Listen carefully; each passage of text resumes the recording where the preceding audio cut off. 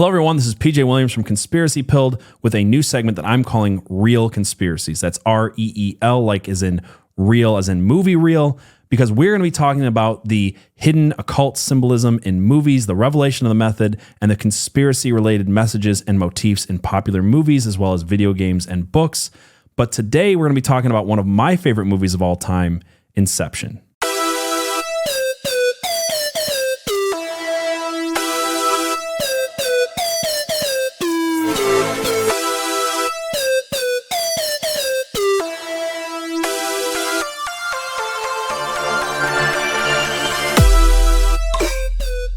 So Inception has been out for more than a decade. I think at this point, pretty much everyone has seen it. Again, it's one of the greatest movies ever made. If you haven't seen it, pause this, go watch it. It's absolutely worth watching. So we're not going to spend a lot of time going over the plot, going over what happened, because again, I think you guys have seen it, and there's a few spots where I'll probably remind you of things that happened just to make my point. But I want to get into what Inception is really about. And there's a lot of ideas around this, and I think the answer ultimately is that it's about all of these things. But I want to talk about an often pretty much never talked about concept or idea behind what I think Inception is really about, at least in part. Some of the things people talk about it being about is the power of dreams, the need for human catharsis, the creation of meaning throughout a culture through media, as well as, in my mind at least, with the love story in this, what levels of insanity are we willing to endure for love? And it really, again, it's about all of that and more, but everybody seems to get hung up on the ending and the theories around the ending. So we'll go through that really quickly, but it's not really what this is about. In the end of the movie, Cobb completes the job. He implants an idea into Fisher's mind, and he's able to go home to his family. His charges are cleared. And when he gets home to see his children, he, again, in his dream state, is never able to see their faces. He can remember his kids, but there's just something blocking him from the full memories. And he also says this to Mal, that he can't remember her with all her complexities, with all of her perfections and her imperfections and all that. So he never sees his kids' faces. And when he gets home, the kids are playing in the yard, and it looks like the exact same memory that he had leaving them. So already there's this idea like, oh no, is he really in the real world or not? And then the kids turn around. You see their faces, and the audience takes a breath and goes, okay, he's in the real world. But just to make sure, he spins the totem, which is Mal's totem, which is the top. And you see the top spinning, and he walks away from it. He actually doesn't even watch if the top is going to topple over, which is interesting because I think what it's saying in part is that he doesn't care if he lives in reality or not anymore. He's just happy to be there with his kids. At least that's the way some people interpret it. He's just overtaken by the fact that he's seeing his kids, he's seeing their faces, he's home. But the camera decides to focus in on the top. And the camera swoops in and zooms down, and you watch the top spinning.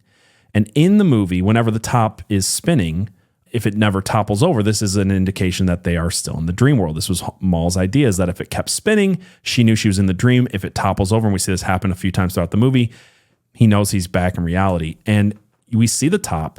It wobbles, so we think it's going to fall over. We think we're going to get the good, happy ending, and then it stabilizes, and the movie cuts.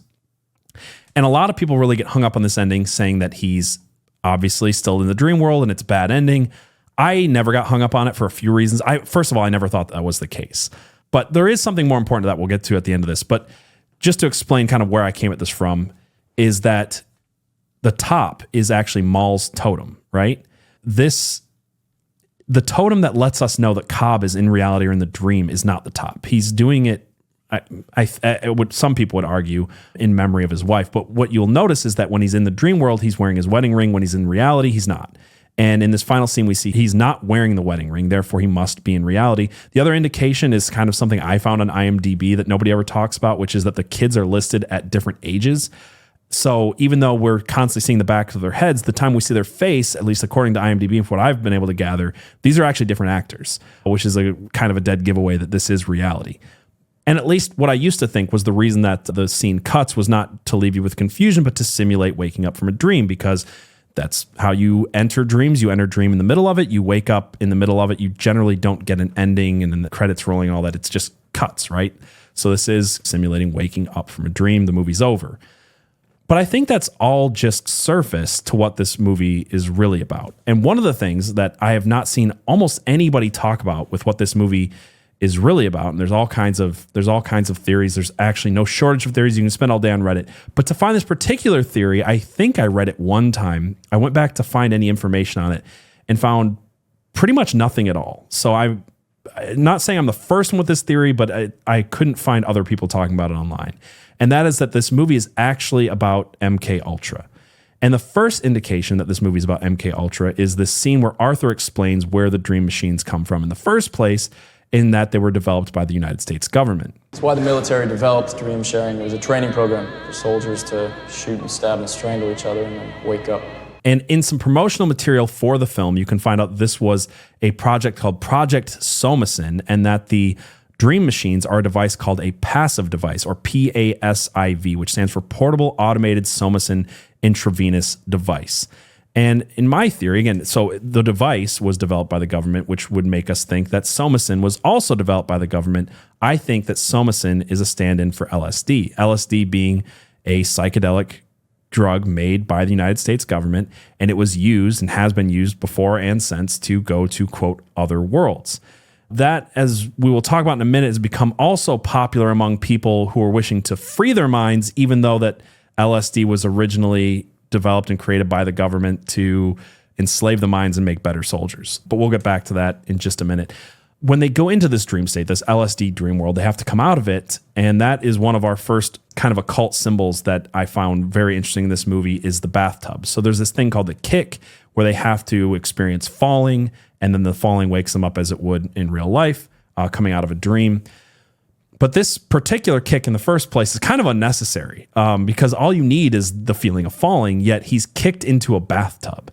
And if you're familiar with occult symbolism, the bathtub is used in all kinds of movies and especially music videos to symbolize a portal, right? It's going into and coming out of a portal.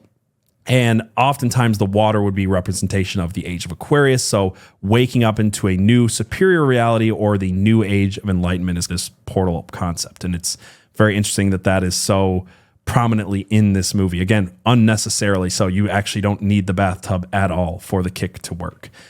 The next thing is that the dreams themselves are like LSD trips. They're not just like normal dreams. And one of the first indications of this are the fractal patterns. Something you'll hear from people who are on LSD or taking LSD trips is the constant seeing of fractal patterns, even when they see clockwork elves and machine elves and whatever else deities or beings on the other side of the veil of LSD.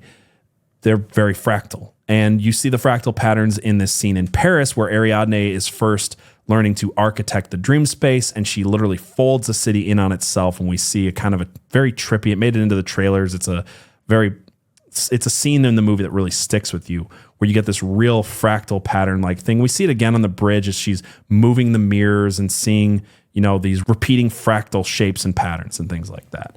The other thing is time dilation is talked about a lot. It's a central plot point to the movie, and time dilation is something that all LSD users will talk about experiencing, that days turn into weeks or months or years, and it just feels like time stretches out infinitely on and on forever. And of course, there is some time dilation in dreams.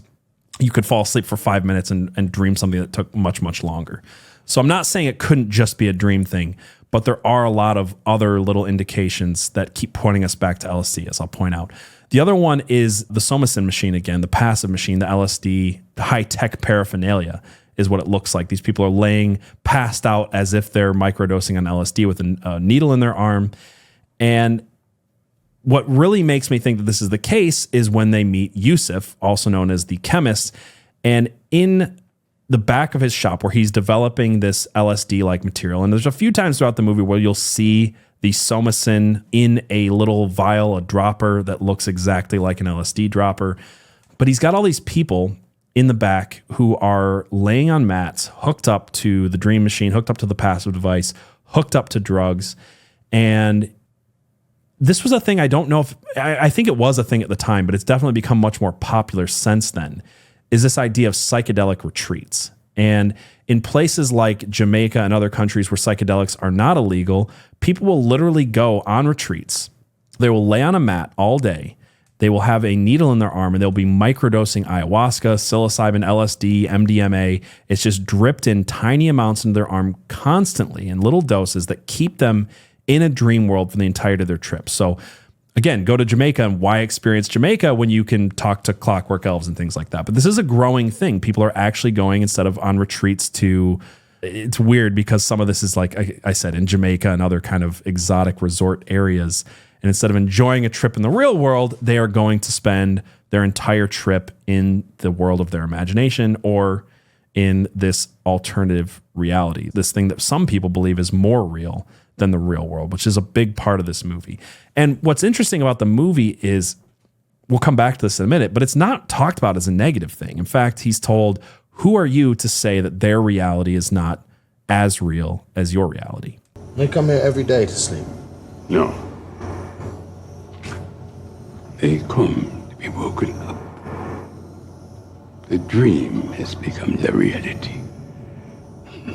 Who are you to say otherwise? The next thing that brings us back into this idea of this being about MKUltra in particular, and not just LSD, is psychic driving. So in the 1950s and 1960s, the CIA funded a Canadian-run lab by Dr. Donald Ewan Cameron to study this concept called psychic driving.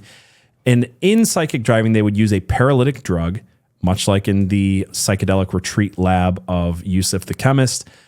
They would use a paralytic drug, and they would subdue patients and repeat ideas and phrases and concepts to them, literally to implant ideas into their heads.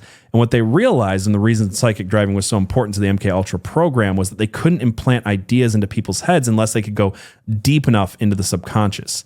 They also had to empty the subconscious and fill it with something else, which was the whole point. There's a whole lot of torture involved in MKUltra, and psychic driving is one of those things. There's shock therapy and all kinds of stuff. But in the movie Inception, it's not quite as torturous, but what they're doing is that they are removing the ideas of the mark of Fisher. They're removing the ideas he has about his father. They're removing the ideas that he's built up around his life, his business, his uncle, his relationships. And then they're going deeper and deeper into the subconscious to plant a new idea that will grow. This is psychic driving. This is exactly what it was. And in fact, what they found in psychic driving was that it was positive, cathartic experiences that lasted and implanted the most into the subject's mind. And in the movie, they use a pinwheel. In the movie Inception, they use a pinwheel as a representation for his childhood. In psychic driving and in other MKUltra projects, they would use the Wizard of Oz or a positive childhood experience with a movie in order to implant ideas and triggers and things like that to literally perform Inception on their subjects through, again, paralytic drugs, psychedelics, removing of old concepts and implanting new concepts, generally a childhood-like concept. Wizard of Oz, in the movie, it's a pinwheel. Now, some people will say that Inception is not about LSD in particular, or psilocybin, or MKUltra at all, that it's just a metaphor for drug addiction. And in one interview with Leonardo DiCaprio, he made the point of saying that he and Christopher Nolan wanted Cobb to come across as someone in the throes of withdrawal.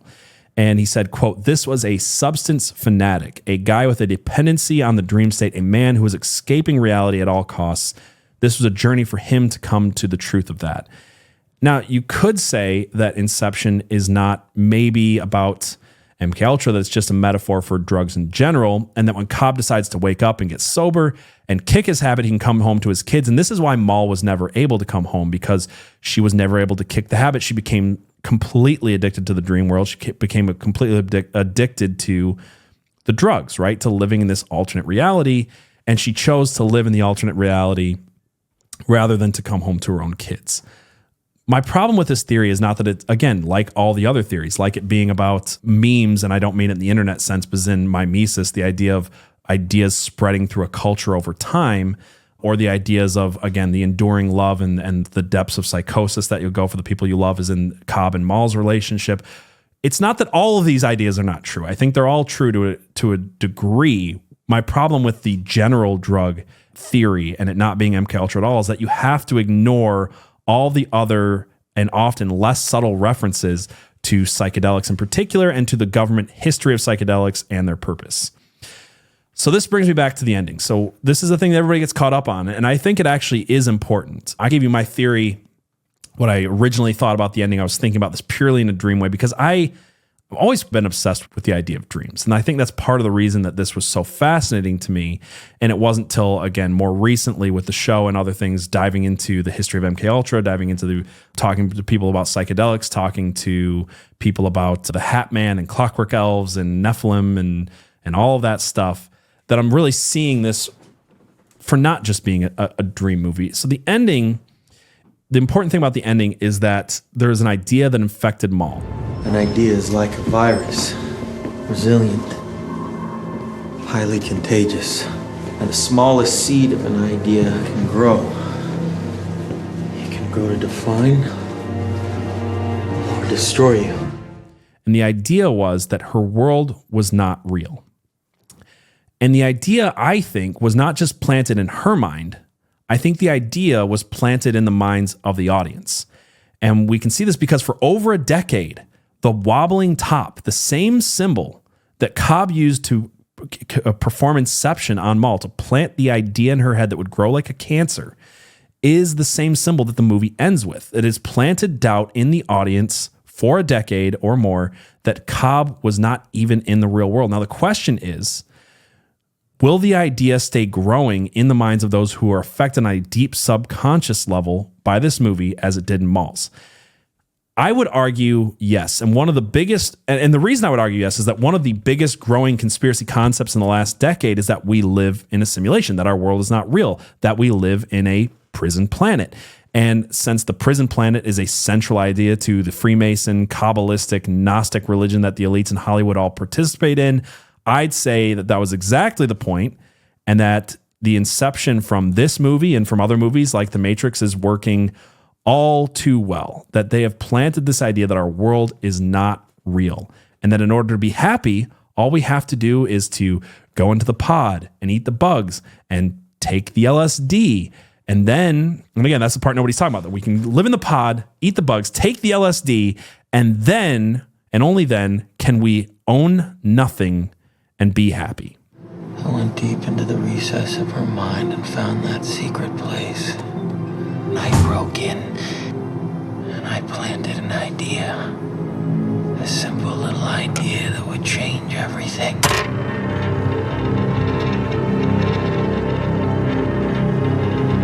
That her world wasn't real. I really hope you enjoyed this new segment of our show called Real Conspiracies. Let us know what book or movie or video game you would like us to delve into to talk about the revelation of the method, the occult symbolism, the conspiracy motifs and ideas behind all of the popular media. And again, don't forget to check out our full show, Conspiracy Pill, which streams every Wednesday night at 7:03 p.m. Eastern Standard Time.